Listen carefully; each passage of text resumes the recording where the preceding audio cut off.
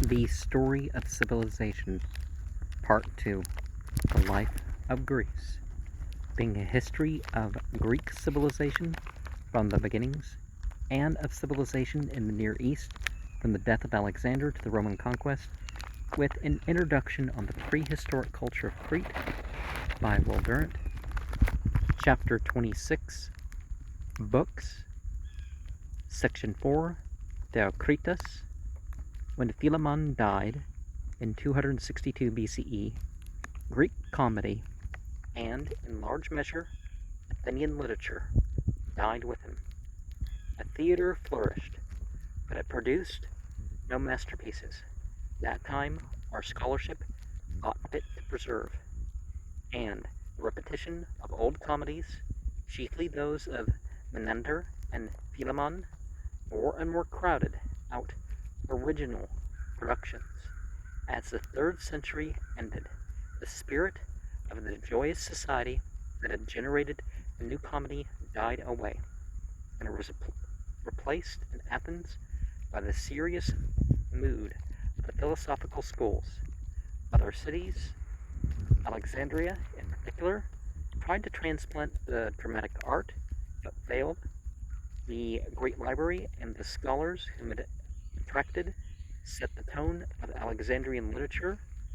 Books had to meet the tastes of a learned and critical audience, sophisticated by science and history. Even poetry became erudite and tried to cover up the poverty of its fancy with the recondite allusions and subtle turns of phrase. Telemachus wrote dead hymns to dead gods. Well, an entity is actually a real entity. It's an entity regardless of whether it's thought of in one way or not.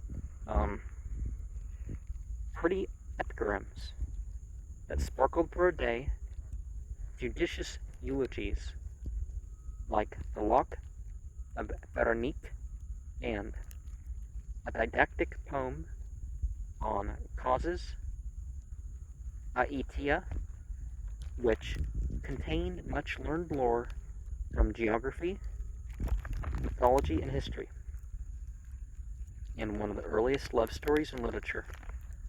Acontius, hero of this tale, is incredibly handsome, and Cleopatra is painfully beautiful.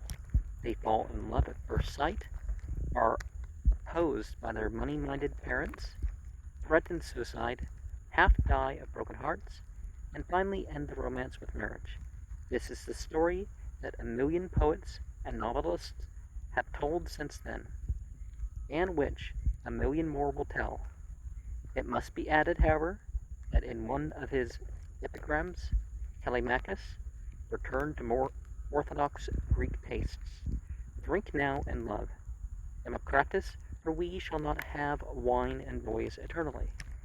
His only rival in his century was his pupil Apollonius of Rhodes, when the student poached upon the master's verses and competed for the favor of the Ptolemies.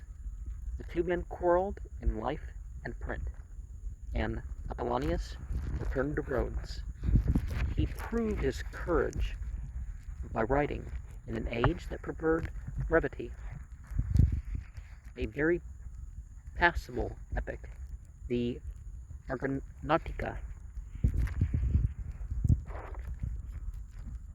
Telemachus dismissed it with an epigram. A big book is a big evil, of whose truth the reader may find an instance at close hand. In the end, Apollonius was rewarded.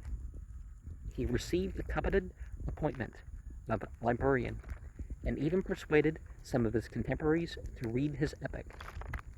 It still survives and contains an excellent psychological study of Medea's love, but it is not indispensable to modern education. Virgil copied it in form, sometimes in substance, sometimes line for line in the Aeneid.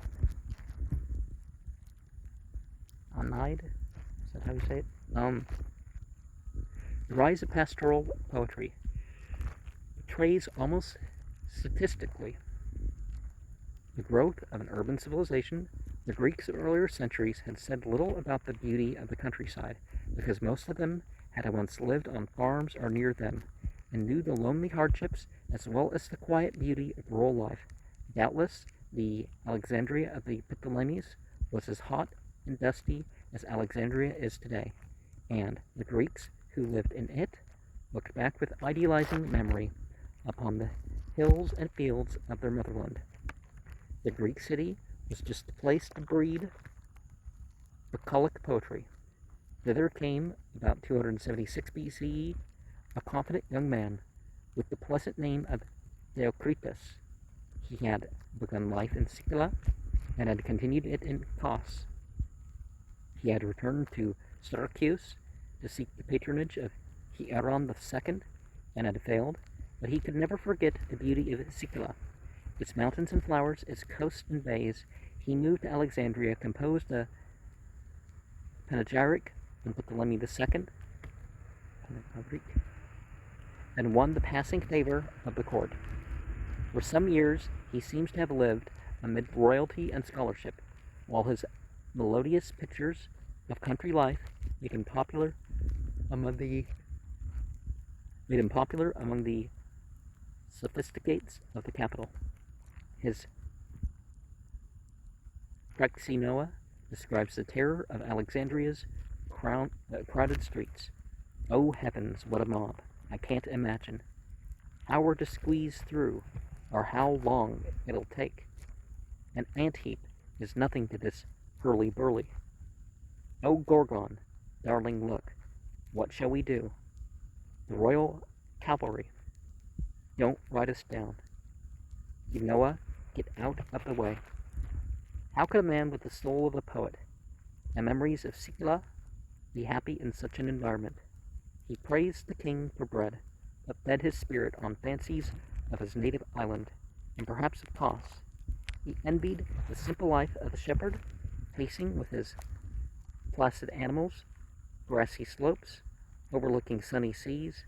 In this mood, he perfected the ideal, the idyllion, or little picture, and gave it the connotation that it keeps today, of a rustic cameo or a poetic tale. Only 10 of the 32 pieces that have come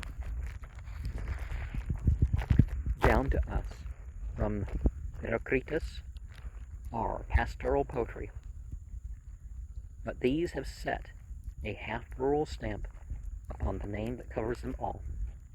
Here at last, nature entered Greek literature, not as a goddess merely, but as the living and livable features of the earth. Never before had Greek literature conveyed so feelingly the secret sense of kinship that stirs the soul with gratitude and affection for rocks and streams, water and soil and sky. But another theme reaches even more deeply into the heart of Theocritus, romantic love. He is still a Greek. Indites two lyrics, 12 and 29, to homosexual friendship, and tells with vivid sentiment the story of Heracles and Hylas in 13. How the giant who withstood the ferocity of the lion loved the youth and taught him like a father everything by which he might become a good and illustrious man, nor would he leave the lad at dawn, or noon, or evening, but sought continually to fashion him after his own heart, and to make him a right yoke fellow with him in mighty deeds. A more famous Athel one rehearses Stesichorus's tale of Daphnis, the Sicilian shepherd, who piped and sang so well that legend made him the inventor of colic, i.e., cow-tending poetry. For a while, Daphnis watched his herd and envied their amorous play.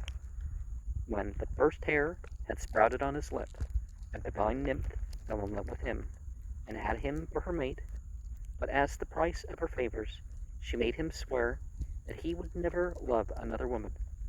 He tried hard to keep his vow, and succeeded till a king's daughter became enamored of his youth, and gave herself to him in the fields.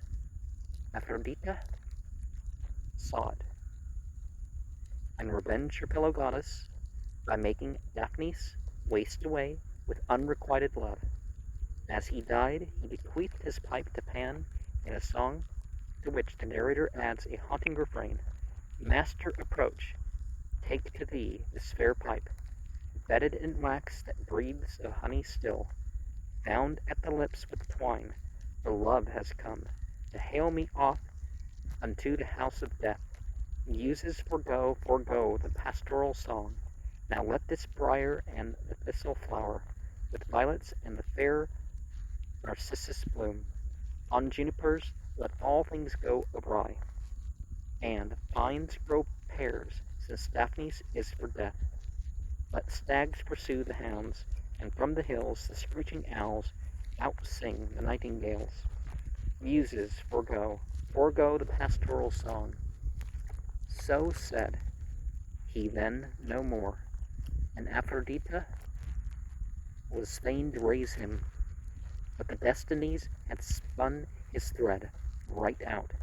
So Daphnis went downstream, the whirlpool closed above his head, the head of him whom all the muses loved, of him from whom the nymphs were not estranged. Muses, forego, forego the pastoral song. The second Idyll continues the theme of love, but in a fiercer mood. Smatha, made of Syracuse, seduced and deserted by Delphis, seeks to command his love by philters and charms. If she fails, she is resolved to poison him. Standing under the stars, she tells Selene, goddess of the moon, with what hot jealousy she saw Delphis walking with his comrade. Scarce had we reached the midpoint of the road by the dwelling of Lycon, Delphis, when I beheld with Eudanippus advancing. Blonder of cheek and chin were the youths than yellowing ivy, yea, and their breasts far brighter of sheen than thou, O Selene, showing they just had come from the noble toil of the wrestlers. Think on my love, and think whence it came, thou Lady Selene. I, when I saw how I raged, how the flame took hold of my bosom, burned my love-lost heart, my beauty waned, and no longer watched I the pomp as it passed, nor how I returned to my homestead, knew I for some fell bane, some parching disease had undone me. 10 days stretched on my bed, and 10 nights dwelt I in anguish. Think on my love, and think whence it came, thou Lady Selene. Often the bloom of my flesh grew dry and yellow as dyewood, yea, and the hairs of my head fell off, and of all that once I was, naught but skin was left, and bones, and to whom did I not turn, whose road left I unsought, where an old crone chanted a love charm. Still no solace I found, and time sped over, ever a-flying. Think on my love, and think whence it came, O thou Lady Selene. And, a third of the lunar month is about 10 days. About 2.7 or 2.8 or 0.95 something. The third Idyll introduces us to the nymph Amaryllis and her unattainable charms. The fourth to the shepherd Coridon. The seventh to the poetic goatherd Aeacus, names destined to be invoked by 1,000 poets, again from Virgil to Tennyson. If there's any Tennyson that I didn't share on the channel, let me know. These rustics are idealized and speak the most exquisite Greek. Any one of them can sing hexameters, lovelier than Homer's, but we learn to accept their incredible gifts as a tolerable con- convention when we surrender to the plaintive lilt of their songs. Theocritus redeems the reality with the smell of their jackets and the occasional obscenity of their thoughts. A lusty vein of humor salts their sentiment and makes them men. All in all, this is the most perfect Greek poetry written after Euripides, the only extant Hellenistic verse that has the breath of life.